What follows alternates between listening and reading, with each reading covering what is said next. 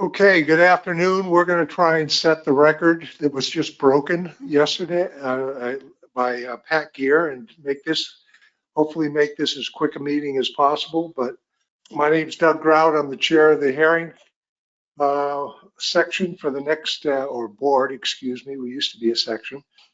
And our main objective today is to consider revised specifications for the 2025 to 2027 fishing years. Is there any edits or changes to the agenda that anybody would like to make? Seeing none, I will consider the agenda approved by consent. Also, you were in your briefing books, and there were proceedings from the October 2024 meeting. Are there any changes or edits to that? Seeing none, is there any objection to approving those minutes?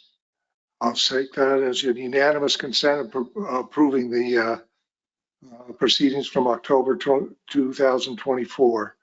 Now it's time for public comment. And I'll remind the public that this is for comments that are for items that are not on the agenda, i.e. The revised specifications. Is there anybody that would like to provide public comment?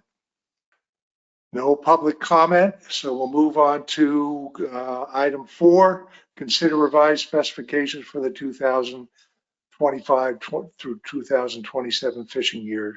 Emily? Thank you, Mr. Chair. So I'll just start out with a little background here on the next slide. So back in October, the Atlantic Herring Board did adopt specifications for 2025 through 2027 as recommended by the New England Council.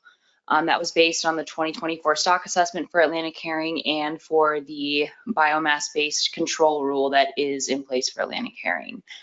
Also in October, the council did send the 2025 through 2027 specs action, the preliminary submission, to NOAA Fisheries for their review. And the council also asked that NOAA Fisheries implement the 2025 specifications via an in-season action in order to make sure those specs were implemented in time for the January fisheries. So those 2025 specs were implemented in December. On the next slide, then in January, a couple months ago, the council then requested some updated recommendations from its scientific and statistical committee based on newly available 2024 catch information. So then in the following months, the council's PDT and the commission's Atlantic Herring TC met to update the projections and provide a risk analysis regarding potential changes to the specifications. And then in April, just last month, the council's SSC did meet and recommended using the updated projections to revise the specifications. And the council did vote just a couple weeks ago to recommend revising those specifications and is passing that recommendation on to NOAA Fisheries. So today, the Atlantic Herring Board is considering adopting revised specifications to be consistent with the council. So on the next slide, just a brief summary of the updated projections. The 2024 assessment last year assumed that for the 2024 fishing year that 100% of the annual catch limit, or the ACL, would be caught. However, preliminary data for 2024 indicated that only about 51% of the ACL was caught. So the projections were updated to reflect that 2024 catch information and also to account for the transfer to Area 1A from 2024. But no other changes were made to the projections from that assessment. So the SSC did, as I mentioned, recommend revising the specifications based on those updated projections. The SSC noted that this is using the most current information on catch that we have. The projections are still consistent with the control rule for Atlantic herring, and these updated projections still indicate the same rebuilding timeline as the original projections. So for Atlantic herring, these projections indicate a 50% probability of rebuilding by 2031, which is within 10 years of the Atlantic Herring rebuilding plan.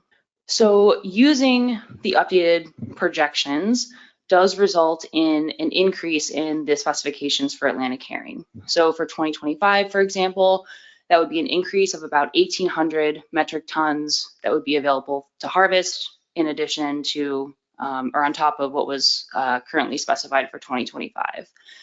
But although this would be an increase from what is currently implemented, these are still relatively low ACLs sort of in the grand scheme of things.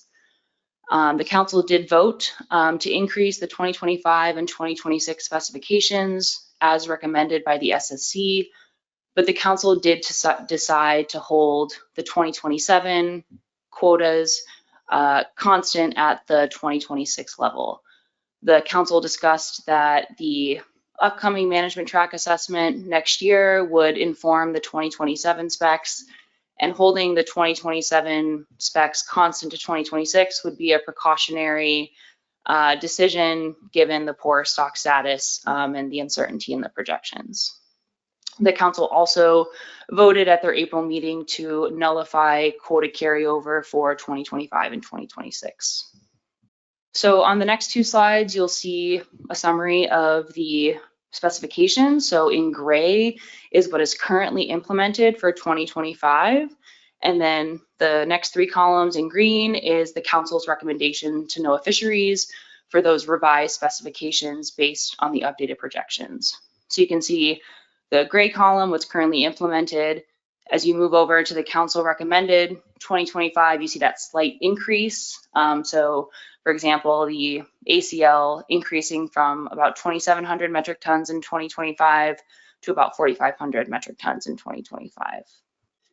And then on the next slide, you can see the sub ACLs for each of the four management areas. Again, you can see that slight increase from what's currently implemented in gray to the next column in green, the recommendation for the updated specifications based on the new projections. So on the next slide, I'll just briefly go over what this means for each of the four Atlantic herring management areas. So for Area 1A, the inshore Gulf of Maine, if these specifications are implemented, this slight increase, the Area 1A would see an increase of about 500 metric tons this year. Currently, the Area 1A fishery is not open. It will open later this summer. So next week, the board members from Maine, New Hampshire, Massachusetts will be meeting to consider days out of the Area 1A fishery. So those states will have to consider the timing of when these increased specifications will be implemented sometime this summer and make sure they're taking that into account when considering the days out for Area 1A. For Area 1B, that's the offshore Gulf of Maine, would be an increase by 79 metric tons in 2025. Currently, that area has already exceeded its quota. They're at about 170% of the quota. So this area would be unlikely to reopen even with the increased specs later this year. For Area 2, this area would increase by about 500 metric tons this year. Currently, there's very low catch in this area. The past several years, the quota has been generally underutilized. So likely there wouldn't be too much impact from increasing the quota in this area this year. And then for Area 3, Georges Bank, that would increase by about 700 metric tons this year. So currently, that area is at slightly over the quota at about 103%. So this area could potentially reopen with the increased specs. It just depends on the potential for harvest later this year. Last year, there was some late fall and winter fishing. So that will be discussed. So on the next slide, just the next steps here, the council will be sending the recommendations for these increased specifications to NOAA Fisheries. NOAA Fisheries has indicated they expect to implement the new specs this summer. And so today, this board is considering these revisions to be consistent with the council, pending, of course, the release of a rule by NOAA Fisheries.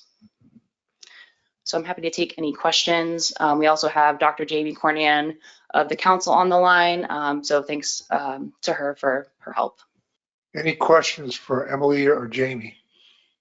Seeing none, I will take a motion. Megan Ware. Yeah, I'm happy to make a motion, and I will try and read this as quick as possible. Move to adopt the following revised specifications for 2025 to 2027 fishing years for Atlantic herring as recommended by the New England Fishery Management Council, contingent on the final rule being published by NOAA Fisheries. For 2025, annual catch limit, ACL, domestic annual harvest equals 4,556 metric tons. Area 1A sub-ACL equals 1,317 metric tons. Area 1B sub-ACL equals 196 metric tons. Area 2 sub-ACL equals 1,267 metric tons. Area 3 sub-ACL equals 1,777 metric tons. For 2026 and 2027, annual catch limit / domestic annual harvest, 9,134 metric tons. Area 1A sub-ACL, 2,640 metric tons. Area 1B sub-ACL, 393 metric tons. Area 2 sub-ACL, 2,539 metric tons. Area 3 sub-ACL, 3,562 metric tons. For all 3 years, border transfer equals 0 metric tons each year. Fixed gear set aside equals 30 metric tons each year. And the research set aside as a percentage of the sub-ACLs equals 0% each year. Motion seconded by Dennis Abbott. Any rationale you'd like to provide, Megan? Yeah, just briefly, I think this is important to align both the state and federal specifications for herring, and this is considering our realized 2024 catch. So most up-to-date data, it's a slight increase, but I'm comfortable with it. It's not changing our year we're projected to rebuild, our rebuilding probability. We have a 0% chance of overfishing in 2025. And I think the council had a really robust discussion on what to do with 2027. And for uniformity with that decision, I've included that here. Thanks. Dennis is seconder. Do you have anything you'd like to? I'm always happy to second Megan's motions.